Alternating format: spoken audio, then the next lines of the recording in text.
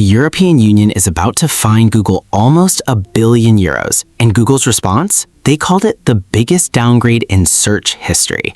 Yeah, this is getting spicy. Here's what's going down.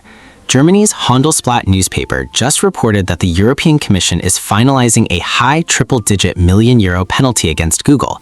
That means somewhere between 700 million and just under €1 billion. And it would be the biggest fine ever under Europe's Digital Markets Act.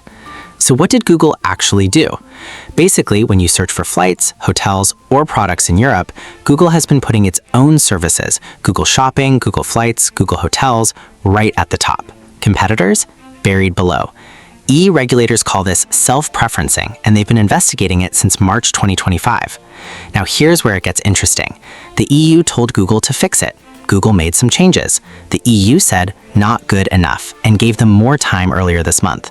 And Google's response was basically, these rules are making search worse for Europeans. This is a second-rate experience.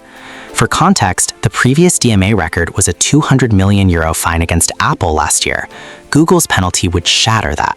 And here's the wild part. Under the DMA, the EU could technically fine up to 10% of global revenue. For Alphabet, that's over $35 billion. So honestly, €1 billion is getting off easy. This matters to you because Google handles over 90% of searches in Europe. If the EU forces real changes, your search results could look completely different. More third-party options, fewer Google products shoved in your face. Whether that's better or worse depends on who you ask. But either way, the internet's biggest front door is about to get renovated. The decision drops before summer recess in July. We'll keep you posted. If you think Google search has been getting worse lately, drop a comment because apparently the EU agrees with you. Like, subscribe, and we'll see you in the next one.